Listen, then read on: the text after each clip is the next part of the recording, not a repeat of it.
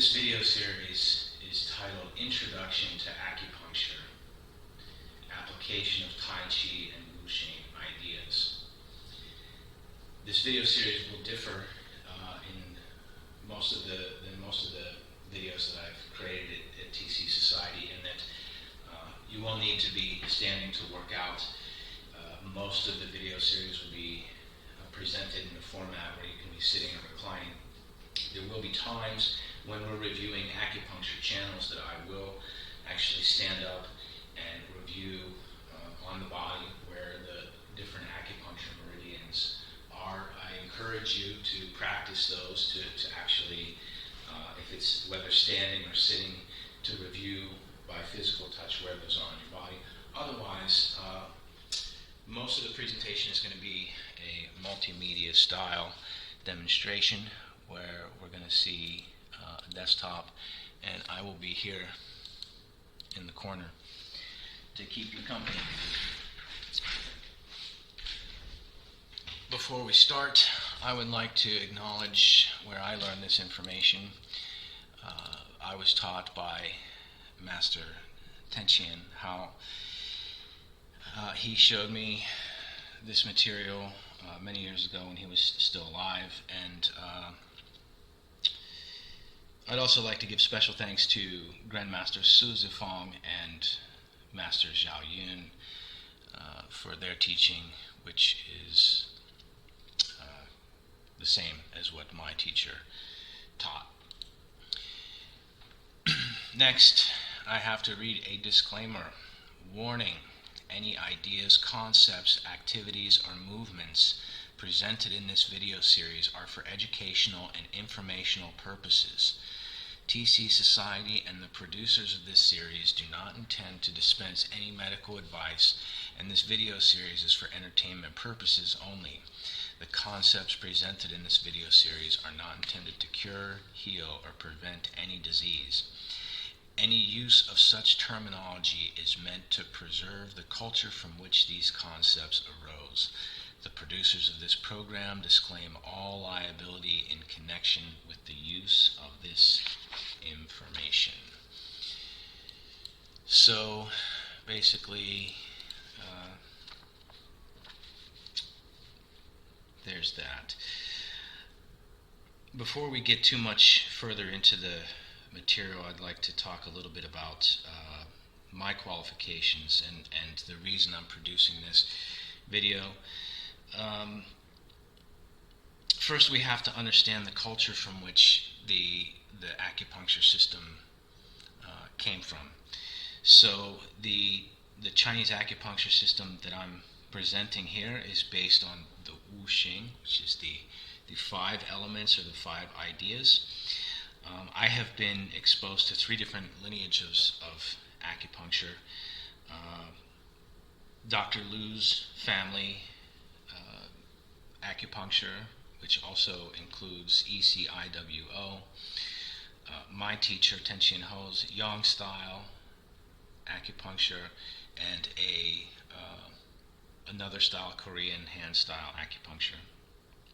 The first of those 2 are certainly based off of the Wu-XING and using the Wu-XING as an abstract grouping system.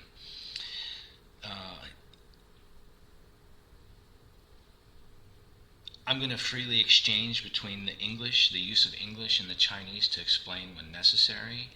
My goal here is to present the information as quickly as possible, but I feel like we need to preserve the culture, so there are times when I will try to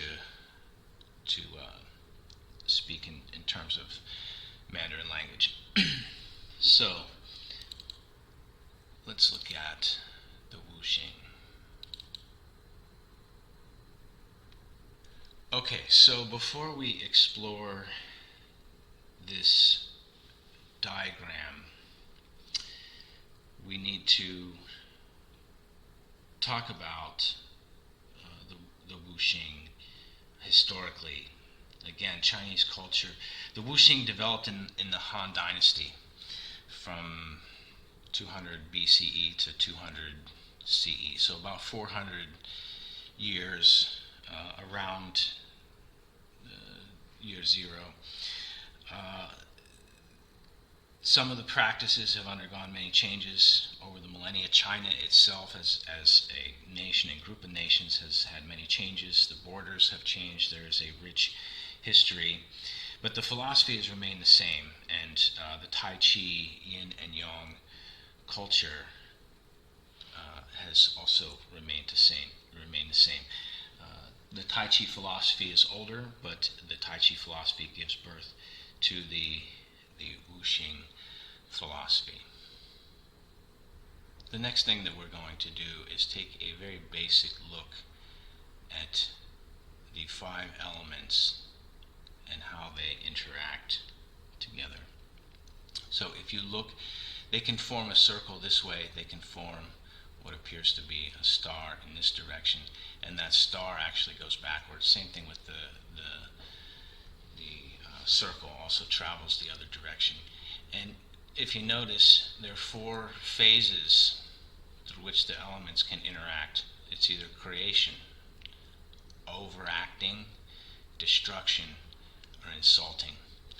So we're going to look at these 4 phases. This is another chart, same idea: creation, overacting, destruction, insulting. So we have these elements. If we go clockwise, starting with wood, we have fire, we have earth, we have metal, and we have water. So these elements all interact together. And so the very basic cycle is the creation cycle. You can see we've taken this same chart and cut it into several different ways. We're going to look at it first in terms of creation. Very basically, wood creates fire. This is a very simple idea. If you want to burn something, you have wood, creates fire. Fire creates earth. What's happened after the fire? There's ash, there's some carbon left over. Earth creates metal. When we look at any type of precious metal, it's coming from deep inside the earth. And then metal creates water. These are all just simple single examples. You can probably think of more. Metal creates water. When you wake up and it's high humidity, or you wake up and it's cooler outside in the morning, the roof of your car or anything metal will have a condensation on top of it because the coolness causes the water to condense. And then water creates wood. The same thing. If you want to grow a bamboo, you have to have some water. So this is the very basic creation cycle. Next, we have the the overacting cycle, and this is starting again from wood. Overacts fire. So if the wood is either too young, it's green and wet, it won't burn, or there's too much of it, it will overact the fire. Fire overacts the earth. So if the fire becomes very hot, or let's say we have something like lava, will actually overact the earth. Same thing with a meteorite, something some fire that can scorch the earth. Earth overacts the metal. When there's no space, when there's no negative space inside the earth, when the compression is there, we may see a different type of formation if there's high pressure diamond, but the earth overacts the metal from forming, and then metal overacting water. This is when you think of if you think of a very large piece of metal and very small water that's on it, instead of rusting, the metal will actually can disperse that chemical without being damaged by it, so it's considered to overact. And water overacting wood, the same thing like earth. If there's too much water for your plant, it will also not survive. So next on the list is destruction cycle. So if we, again, look at this as a circle starting with wood, we see that wood destroys earth. How's that possible? If you have a plant, they eat the soil by crushing into the soil. Next, we look at fire. Fire destroys metal. This is the same. When the fire is great enough, it will melt the metal. Earth destroys water.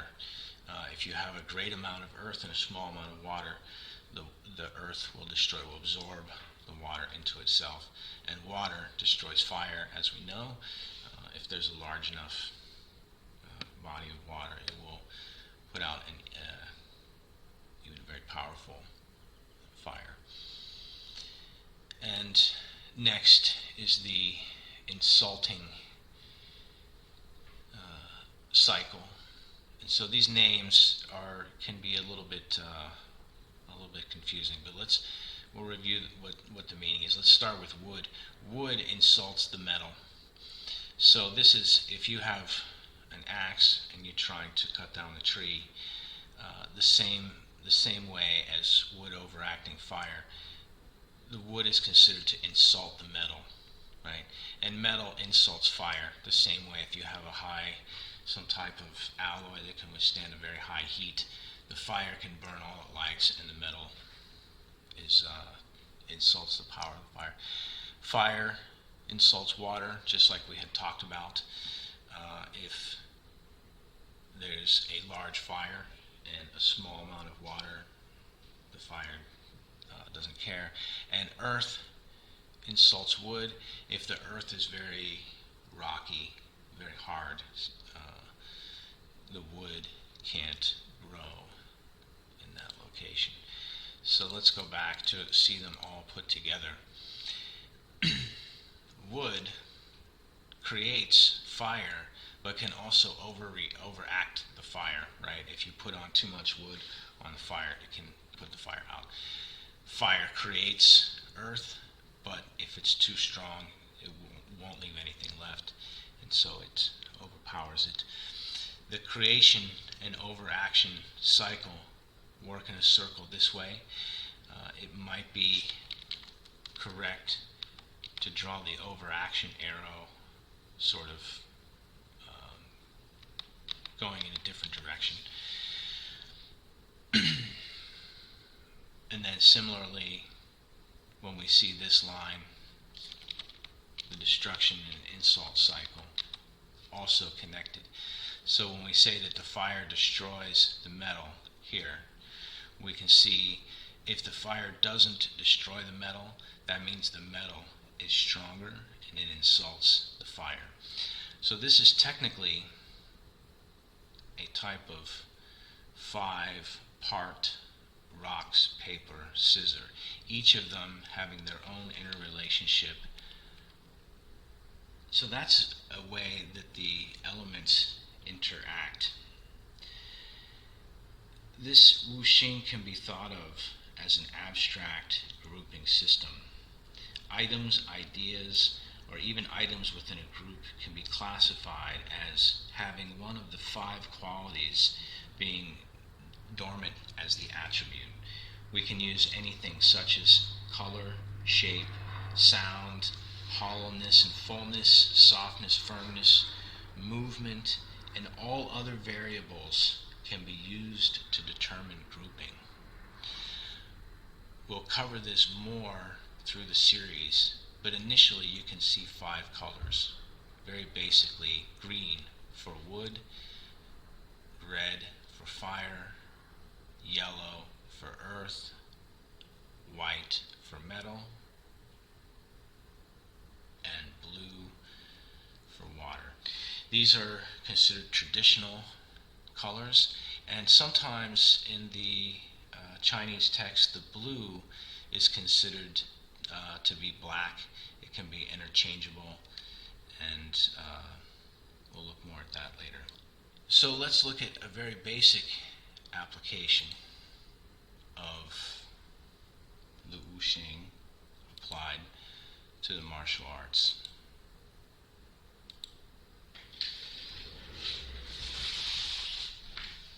We have Qigong, which uses the 5 elements for determining the type of power that's coming for an attack. So as a basic demonstration, if we stand from the 3 treasures, if we have a type of attack that's metal, we can think of it as chopping, as a chopping style attack, right?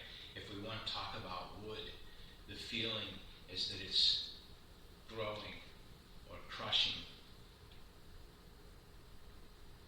If we talk about earth, it's a shaking type of power. If we talk about water sinking, going down, but sometimes has a water spout drilling, right? What did we miss? Fire, exploding, right? This type of power sway.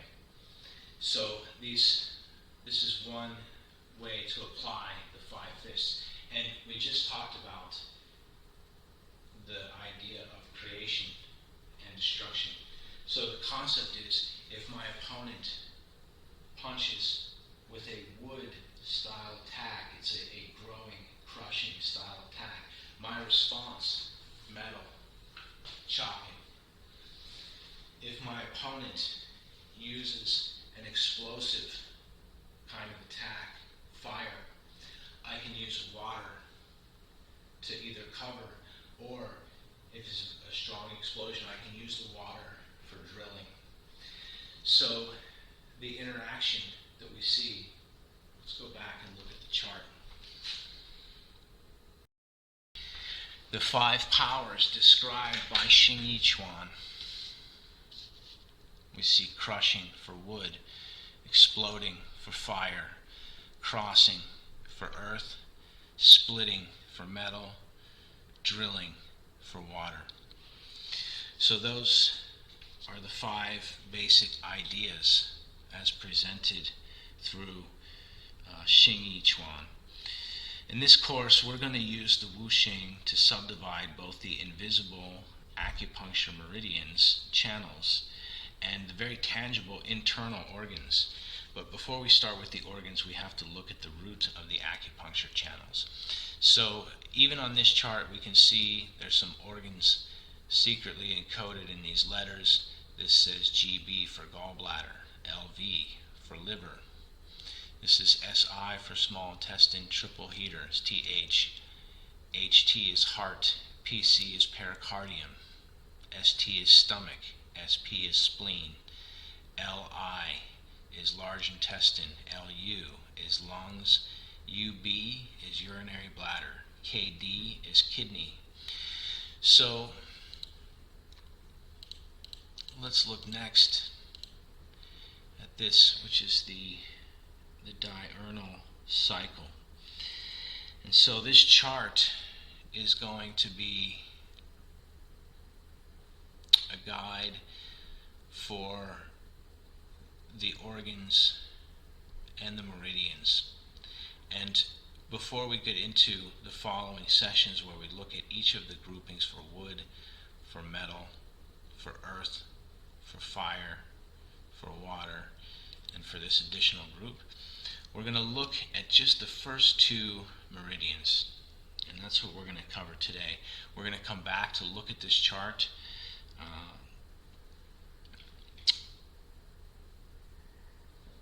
In fact, let's actually do it right now. We can think of this chart like a 24-hour circle. If we take an overlay and we look, in fact, you can see the times listed here. 11 p.m., 1 a.m., 3 a.m., 5 a.m., 7 a.m., 9 a.m., 11, and so forth. So this is noon at the bottom, and this is midnight at the top. With a clock overlay, it looks something like this. So here we have midnight, 6, 12, 18, 24 hours in a row.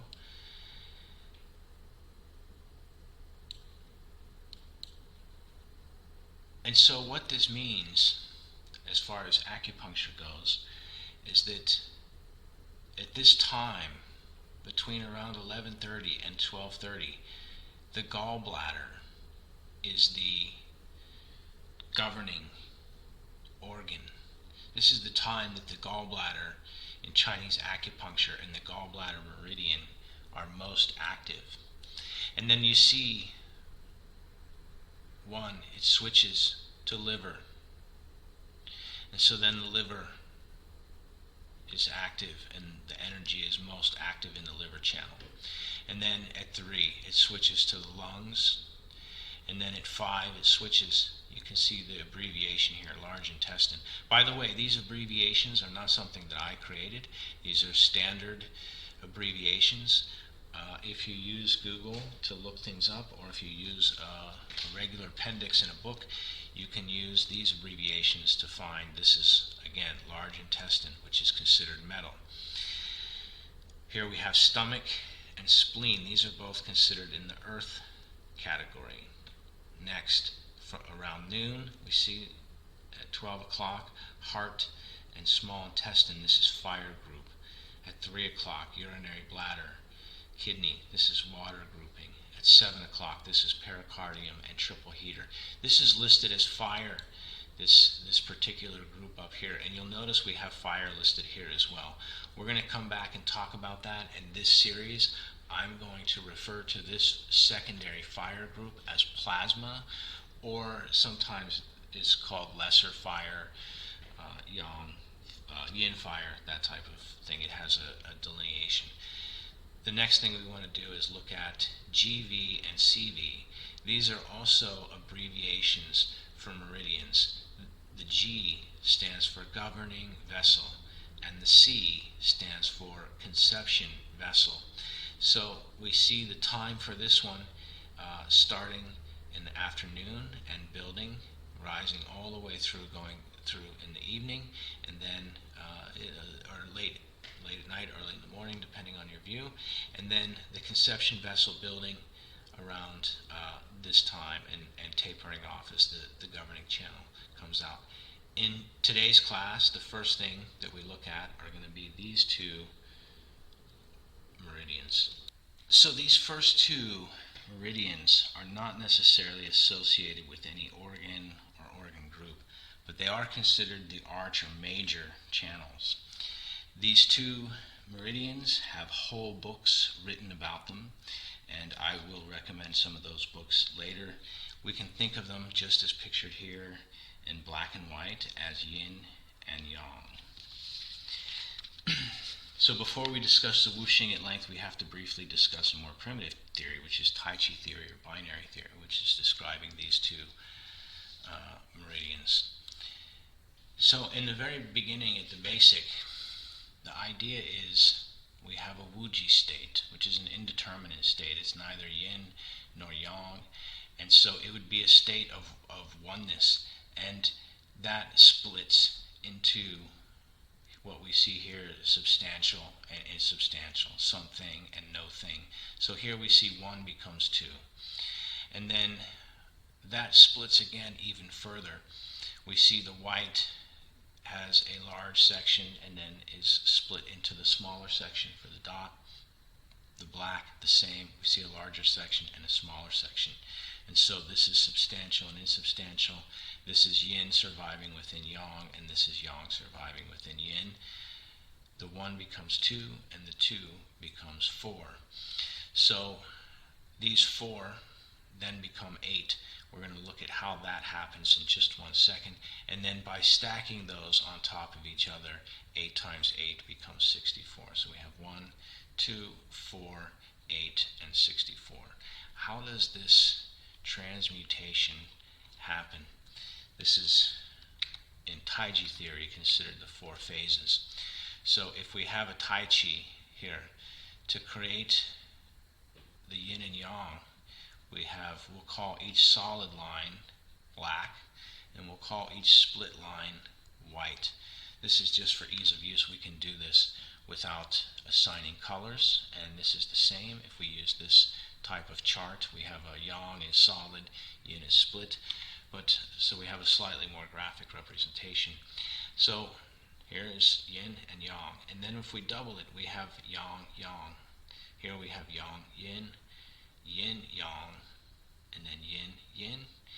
And then if we add one more line, we have yang, yang, yang, yang, yang, yin, yang, yin, yang, and so forth through the 8.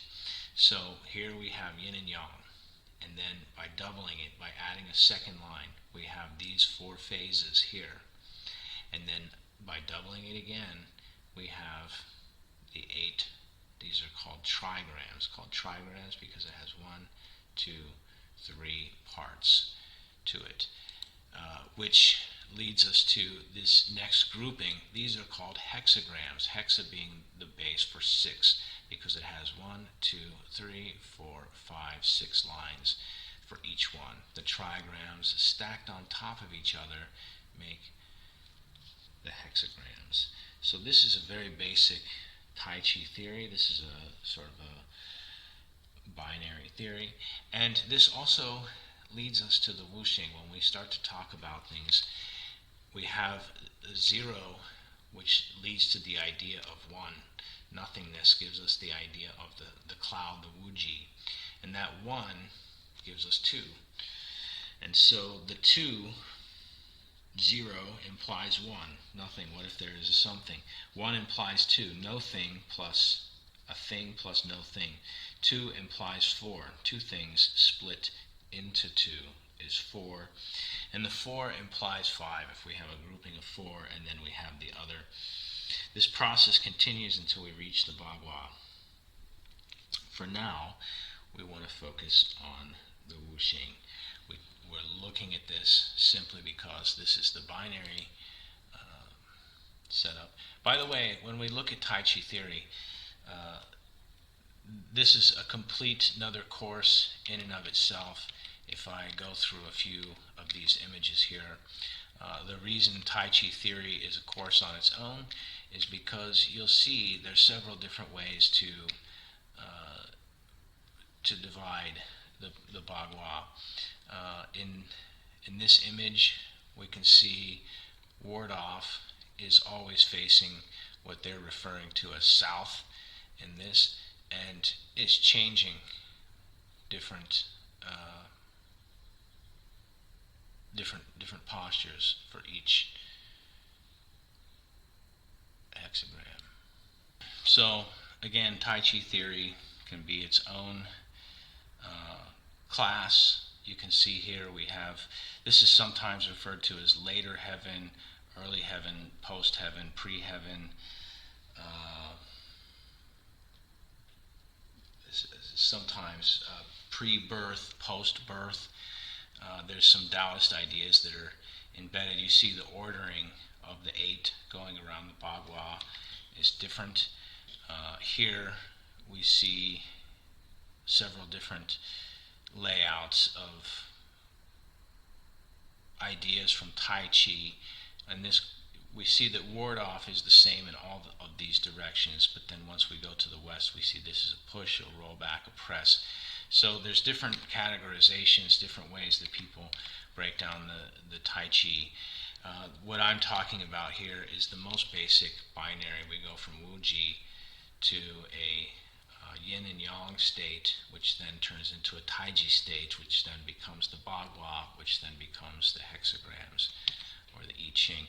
Here's another very basic way to break it down. If we use 8 different colors, we have white. These are names somebody created: light aluminum, aluminum, dark aluminum, charcoal. So this is a spectrum. If we zoom out and you give it the squint test along this bottom line, and then we go back and look at this, you'll see the same pattern going from black to white, and it's a binary transition. We have 1, 1, 2, 1, 2, 2, and 3.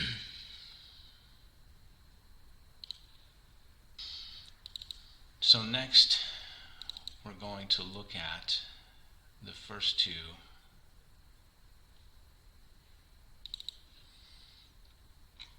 these two main meridians in the body, and we're going to look at them using this 3D animated model. This was a model I happened to have. I did not select any type of gender for any other reason than the model fit what I'm working with, so this can be applied to male, female alike. When I learned this system, the terminology, you can use meridian, vessel, channel, line, path. All of these names are the same thing. So when you read, when you're reading books, when you hear something from DVD, my teacher, TC, taught them as rivers and waterways. That is a traditional Chinese way of talking about these lines, and then the points, the individual groups being like a sea of qi, where the river runs into. But also because we live in LA and in Los Angeles, I have heard him teach these things as traffic and highway systems as well. So looking at the very first two, we're going to examine this from a couple of different ways. The first channel, what we saw earlier, the name is the governing channel, and it's easy to remember because it's associated with your spine and your brain. If we zoom into this, it starts at the base and goes over the top of the head. So we consider the spine and the brain to be the governors of the body, the controller of the body is the spine, all of the movement. So this channel coming up, and then just as easy to remember, the romanization, the English name is conception vessel, and we can think of conception in the front of the body and governing in the back of the body. So you see the path that these two lines make. There is, by the way, when we do this presentation using this 3D model, and you see that I'm moving time along here at the base, there is no set speed, and additionally, the colors for this is simply a representation. These two don't happen to have any colors associated with them. We can think of them as energy. So again here, I'd like to make a note. What we're seeing, this representation, is like an illustration, and it's going to be an imperfect representation of what's happening. But in the meantime, we can look at some other representations of this. So again here, this model is again just an illustration. We're going to see several different ways. The energy that we see here is traveling in what is sometimes referred to as the microcosmic orbit, sometimes called the small circulation, sometimes called universal orbit.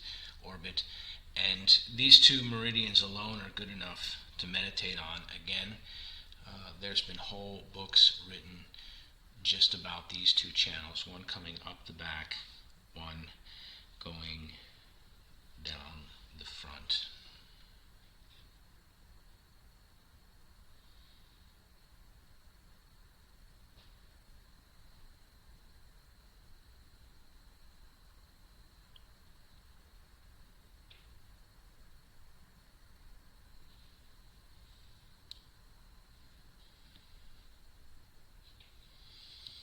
Okay, so now that we've seen these two channels working together,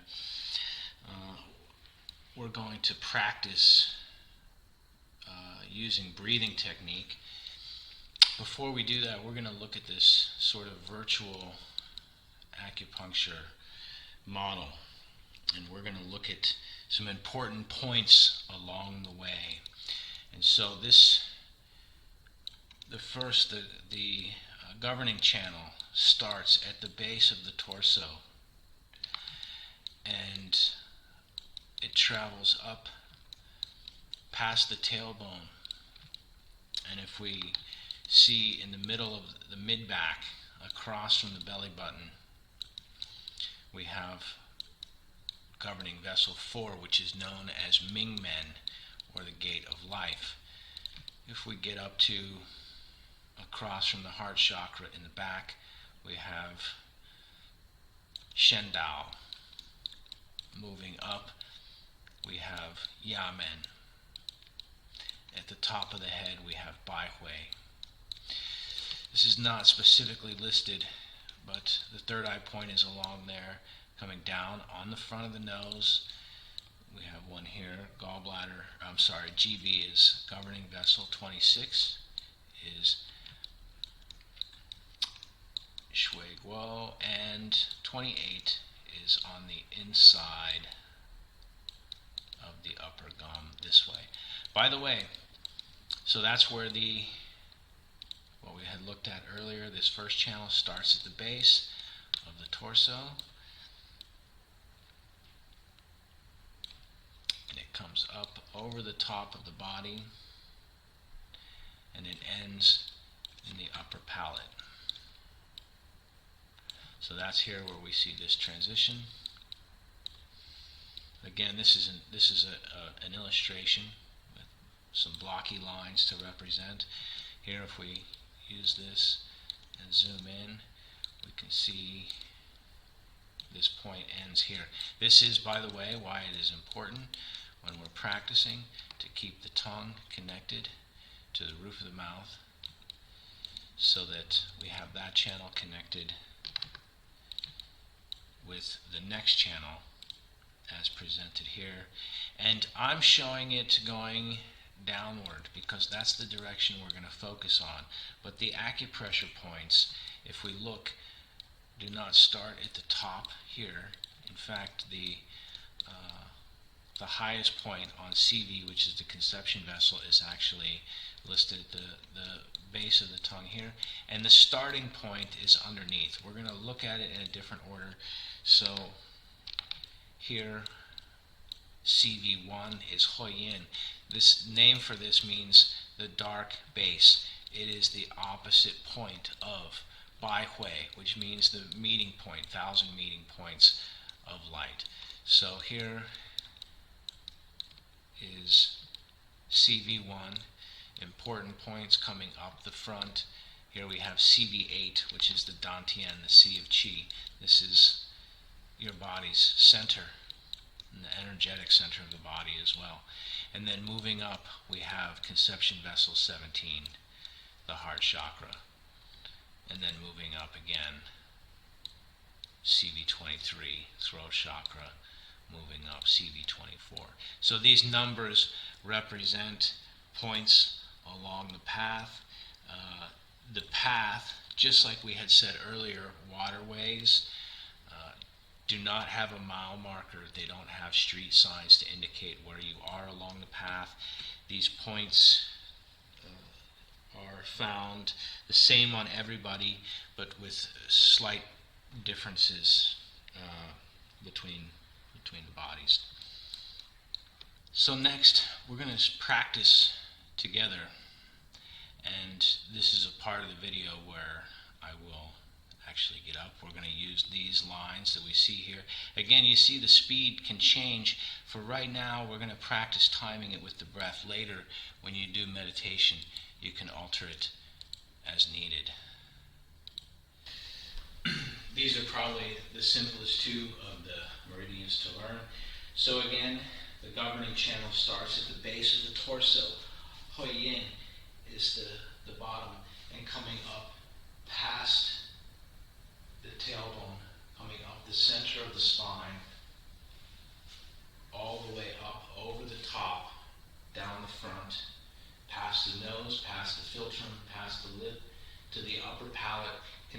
tongue to the roof of the mouth. And then bring the energy down the front, past the chin, underneath, right along the center line where the center of your shirt is. And it goes all the way down past the genitals to the base of the torso. And again, the starting and end point located between the anus and the genitals. And at the base, governing channel, governing vessel, up the back, coming up the tailbone. Use your fingertips as much as you can to trace the energy line. Up, down the front, connect the tongue to the upper palate. Tongue should be connected to the upper palate all the time. Or nose breathing, exhaling down the front. So inhaling, use your finger or fingers both to trace the energy up, over the top, to the upper palate, and then allow it to transfer to the tongue, down the chin, down the front, and to the base. 3 more times. Bring the energy up the back, breathing. Inhale. Straighten the neck, push the head top up to bring the energy to the top. Still inhaling. Once it passes the nose in the front, transferring to the front, down the chin, relax the chest. We can pull in the dantian and allow more of the energy to go to the base. Breathing, again, bring the energy up the top. Remember, in the illustration, the computer graphics that we just saw, it's represented as a thin line. But you can imagine this energy being a great river that's flowing all the way up the back.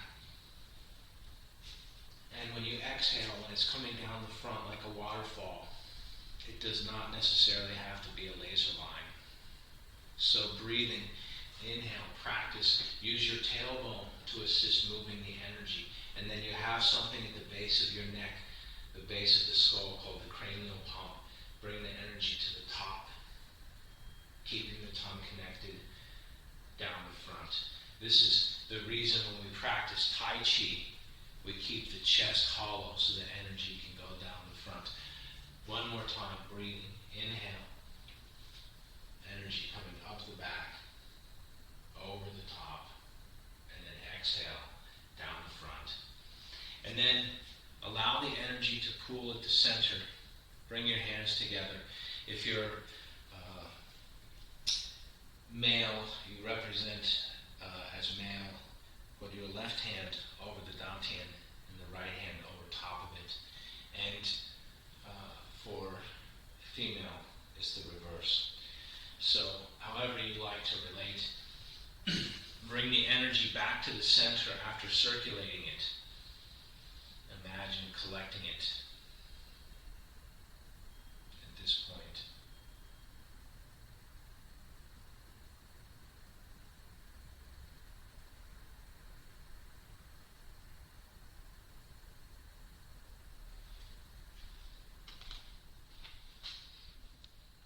Let's continue.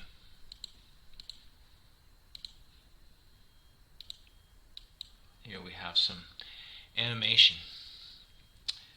So we can practice the visualization. It is important. In the beginning, you may feel the energy moving. You may have a sensation of something traveling up the spine in those places.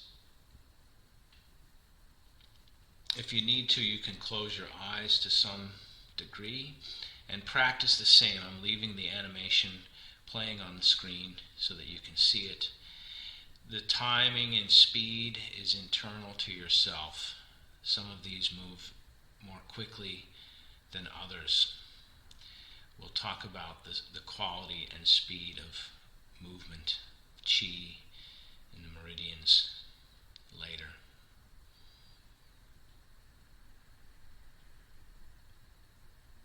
Breathing deep energy up the back and down the front at your own pace.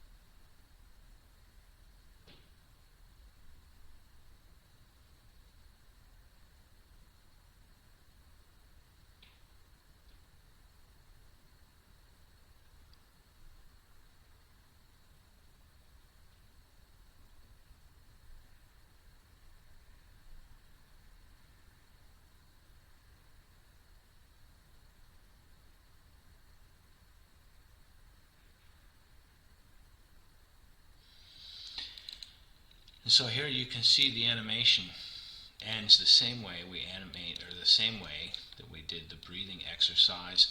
The animation ends by pooling the energy into the dantian, into this center area. We had referred to this here as Cv8. This is the center of the body. So that's it for the first installment. You can practice even if you don't see any more of the videos. You should have an understanding of the WU-XING, the creation and destruction cycle.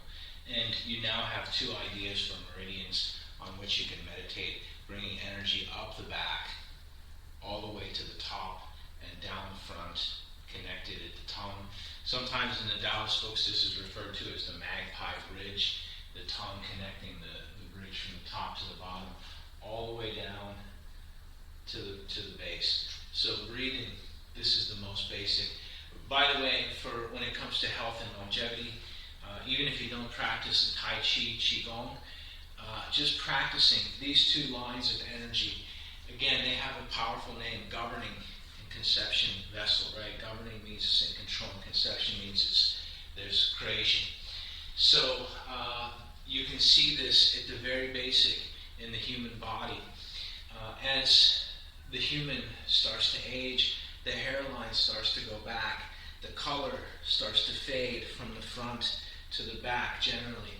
Maybe sometimes in men starting here in the beard, the nose hairs start to turn white, right? The energy is receding backwards along that cycle. So even if you don't practice anything else, bringing the energy up to the top and down the front, this keeping energy, this means if there's power to the head top, right, it means the neck is straight, so the chi can go up to the head top, into the brain, to the ears, to the eyes. Tai Chi is about self-defense, so these glasses are not a prescription glass, right? They have a blue block. So I recommend that you protect yourself when you're working at the computer, when you're watching future videos. Get yourself a fashionable pair of safety glasses. That's what I consider them. So as we age, by bringing energy up the governing channel in the back, we keep the brain refreshed. We can keep energy going to the teeth, the eyes, the sinuses, the ears, and then the same, allowing the energy going downwards this way, creates for better digestion.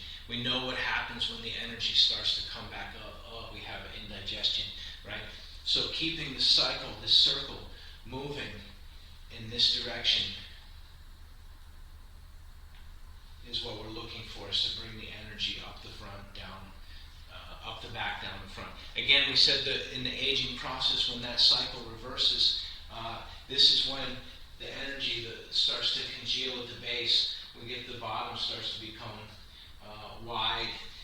Men and women who sit in the office building for many years, sitting in the office chair, get a secretary spread because the chi is going back down.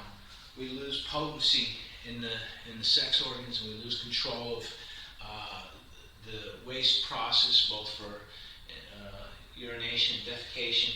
The energy runs out, the chi goes out through the sex organs, is leaks out through the urinary tract because there's no power.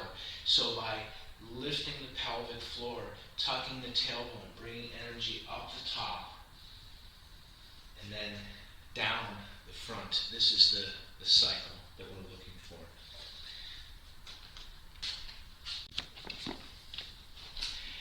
And lastly, before I conclude, I would like to recommend a book actually just on these two meridians alone. This is Dr. Yang's book on Qigong meditation. It refers to what we're talking about as the small circulation. If you can see, the cover illustration has a circle going around him in the pattern that we had talked about. Dr. Yang's books are all very high quality and lots of great material inside there. This whole book is dedicated to just the two channels that we had talked about. So until I release a further episode, practice these two, bringing energy up the back, down the front. You can practice this while you practice your Tai Chi form. You can practice just in a standing meditation. You can practice while you sit waiting to travel somewhere. In the meantime, thank you. The next lesson, the next workshop will be on wood. We're going to start with the 5 elements, and we're going to talk about the organs and channels that are affected by each. So each section will be broken into, we're going to have one on wood, metal, earth, fire, water, plasma, and then potentially a conclusion episode, depending on how it works. These may all get